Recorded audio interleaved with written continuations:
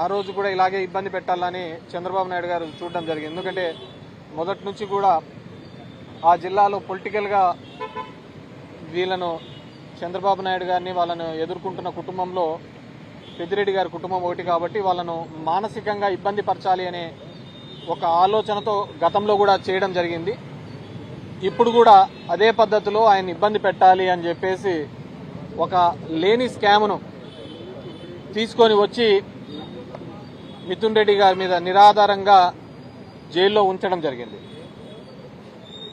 పులివెందల్లో మొన్న ఎలక్షన్లలో జెడ్పీటీసీ ఎలక్షన్స్లో తెలుగుదేశం పార్టీ వీళ్ళు ప్రజాస్వామ్యంగా ఏ విధంగా జరిగిందని అంటున్నారో ఈరోజు మిథున్ రెడ్డి కేసులో కూడా మద్యం కేసులో కూడా అదేవిధంగా ముడుపులు అని చెప్పేసి అప్రజాస్వామికంగా జైల్లో నిర్బంధించడం జరిగింది.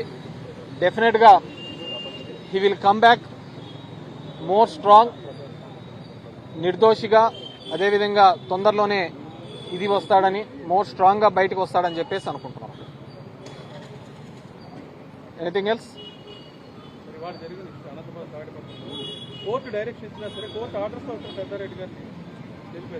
కోర్టు డైరెక్షన్స్ లో ఈరోజు తాడిపత్రిలో పెద్దారెడ్డి చిన్నాన్నకు సంబంధించి గతంలోనే కోర్టు ఆర్డర్ ఇవ్వడం జరిగింది. 3 నెలల కిందట 5 వెహికల్స్ లో వెళ్ళండి, అక్కడ ఇనఫ్ సెక్యూరిటీ ఇవ్వండి, లా అండ్ ఆర్డర్ ఇష్యూ లేకుండా చూడండి అని చెప్పేసి పోలీసులకు డైరెక్షన్ ఇవ్వడం జరిగింది.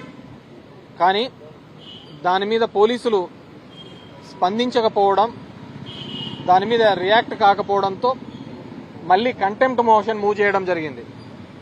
కంటెంప్ట్ కూడా గౌరవ హైకోర్టు వాళ్లకు ఇది చాలా తప్పు, డెమోక్రటిక్ నేషన్లో, ప్రజాస్వామ్య దేశంలో ఉన్నప్పుడు ప్రతి పౌరుడికి కూడా వాళ్ళ ఊరికి వెళ్ళడానికి, దట్టు ఒక ఎక్స్ఎమ్మెల్యేని ఊరికి వెళ్లకుండా నిర్బంధించడం తప్పు అని చెప్పేసి 3 రోజుల కింద కంటెంప్ట్ మీద మళ్ళీ వాళ్ళను మందలిస్తూ ఆర్డర్ ఫ్రేమ్ చేసి ఈరోజు 10 నుంచి 11 లోపల, మామూలుగా పెద్దారెడ్డి గారికి గతంలో ఇచ్చిన ఆర్డర్లో మీరు ఎప్పుడు వెళ్తే అప్పుడు ఎస్పీకి చెప్పమని చెప్పడం జరిగింది.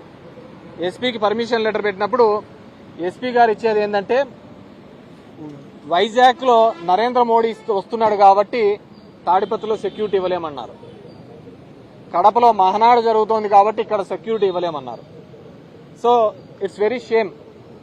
ఎక్కడో మోడీది జరుగుతుంటే 1000 కిలోమీటర్ల దూరంలో జరుగుతున్న దానికి తాడిపత్రిలో సెక్యూరిటీ ఇవ్వలేకపోవడం అనేది. సో వీటన్నింటినీ కోర్టు చేసి హైకోర్టుకు తెలియజేస్తే high court with date and time ఇచ్చింది. 18వ తేదీ 10 గంటల నుంచి 11 మధ్యలో మీరు వెళ్ళండి అని చెప్పేసి వెళ్తే దాన్ని కూడా నిర్బంధించి వెళ్లకుండా చేయడం నిజంగా వీళ్ళు ఎవరికి భయపడతారో నాకు అర్థం కావటం లేదు. వీళ్ళు రేపొద్దున ఎన్ని ఏళ్ళ ఉద్యోగాల్లో ఈ విధంగా ఉంటారో నాకు తెలుసు. All young IPS officers. మీ భవిష్యత్తుతో ఈరోజు చంద్రబాబు నాయుడు గారు వీళ్ళు ఆడుతున్న దాంట్లో మీరు బలైపోతున్నారు. సో కోర్టు డైరెక్షన్ ఇచ్చిన వీళ్ళు స్పందించకపోవడం, కంటెంప్ట్ మీద కూడా స్పందించకపోవడం దురదృష్టకరం. డెఫినెట్ గా మా చిన్నాన్న అక్కడే వెయిట్ చేస్తున్నారు, పెద్దారెడ్డి చిన్నాన్న. వాళ్ళు ఏదో మూవ్ చేశాము ఇది అని చెప్పేసి, డెఫినెట్ గా ఏదేమైనప్పటికీ కానీ లా ప్రకారం, చట్ట ప్రకారం ఏం చేయాలో అవన్నీ కూడా మేము చేస్తాం. మళ్ళీ కూడా దీనికి అప్పీల్ చేస్తాం. సార్, మిథున్ రెడ్డి గారు అరెస్ట్ కానీ, పులివెందుల ఎన్నిక కానీ అన్ని కూడా రాష్ట్రంలో జరుగుతున్న అంశాలన్నీ కూడా ప్రభుత్వం ముఖ్యంగా కోర్టు డైరెక్షన్ ఇచ్చింది మిథున్ రెడ్డి గారికి సౌకర్యాలు కల్పించారు, వాటిని కూడా ఇంప్లిమెంట్ చేసే పరిస్థితి. అది చెప్తున్నాం కదా, వీళ్ళు ఎవరికి భయపడటం లేదు. ఇది నాకు అర్థం కావటం లేదు. ఇది ఏ రాజ్యమో? న్యాయస్థానాలకు భయపడటం లేదు, ప్రజాస్వామ్యానికి భయపడటం లేదు, ప్రజలకు భయపడటం లేదు. మనం ఎప్పుడో చూసాం కొలంబియన్ డ్రగ్ లార్డ్ పెబులో ఎస్కోబార్ కు సంబంధించి ఆ రోజు సుప్రీంకోర్టు మీద కూడా ఆయన వెళ్లి దాడి చేసి వాటిని ఇవన్నీ చేసినారు. అంతకంటే దౌర్భాగ్యంగా ఇక్కడ ఈరోజు ఈ రాష్ట్రంలో ఉన్నదన్నమాట. డెఫినెట్ గా దీనికి సంబంధించినది చంద్రబాబు నాయుడుకి ఏం కాదు, ఎవరైతే ఇంప్లిమెంట్ చేయటం లేదో ఆ ఉద్యోగస్తులు వాళ్ళు ఇబ్బంది పడే పరిస్థితి. సో కాబట్టి మీరందరూ కూడా న్యాయస్థానానికి, ప్రజాస్వామ్యానికి గౌరవం ఇచ్చేటట్లు చూడాలా. అండ్ ఇదంతా కూడా ఒక తప్పుడు కల్చర్ మనం నేర్పిస్తున్నాం. ఈ రోజు మీరు వేసే విత్తనం రేపొద్దున మీరు ఏ విత్తనం వేస్తారో అదే చెట్టుగా వస్తుంది, దానికి కాసే కాయలు కూడా అలాగే ఉంటాయి. సో దాని రుచి కూడా మీరు చూడాల్సి వస్తుంది. సో ఇలాంటి పరిస్థితులు రాకూడదు మళ్ళీ భవిష్యత్తులో ఉండకూడదు అంటే అందరూ కూడా ప్రజాస్వామ్యానికి కోర్టులకు గౌరవించాల్సిన అవసరం ఉంది.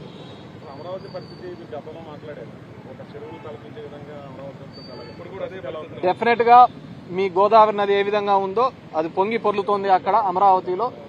మీకు మాత్రమే సొంతమవుతుంది అనుకున్న దాన్ని ఏమి చేపలంటారయ్యా, పులస, రేపొద్దున ఖచ్చితంగా 2-3 సంవత్సరాల్లో మీరు అమరావతిలో చూడబోతున్నారు. అప్ స్ట్రీమ్ కి ఇవ్వబోతున్నాయి, అదే పులసలను మీకు అమరావతి దాంట్లో మీకు పట్టించి మీ అందరికి ఇవ్వబోతున్నాం. ఆగస్టు 15 మాజీ సీఎం కనీసం గౌరవించలేదనేది టీడీపీ నేతలు ఆరోపిస్తున్నారు. అది ఎట్లా తయారైందంటే జెండా ఎగరేసిన వాళ్ళే దేశభక్తులని ఇప్పుడు ఆ విధంగా ఉన్నారు. ఇప్పుడు ఈ కూటమి దానిలో ఏ విధంగా ఉందంటే కూటమికి జై జై అంటే దేశభక్తులు, కూటమిని గన ప్రశ్నిస్తే దేశద్రోహుల్లాగా నిలబడుతున్నారు. దేశభక్తి అనేది జెండా ఎగరేస్తేనో లేకుంటే దాని మీద ఆ రోజు చాక్లెట్లు పంచుతూనే ఉండదు. ఈ దేశం యొక్క సమగ్రతకు ఇక్కడున్న దానిలో ఐక్యంగా పోరాడినప్పుడే ఉంటుంది. ఈరోజు దేశభక్తి ప్రజాస్వామ్యం గురించి మాట్లాడుతున్న వీళ్ళు కోర్టు ఆర్డర్ని ఎందుకు ఇంప్లిమెంట్ చేయడం లేదు మాట్లాడే వాళ్ళందరూ ఆలోచించుకోవాలి. ఎనీథింగ్ ఎల్స్ అన్న మాట్లాడతారు.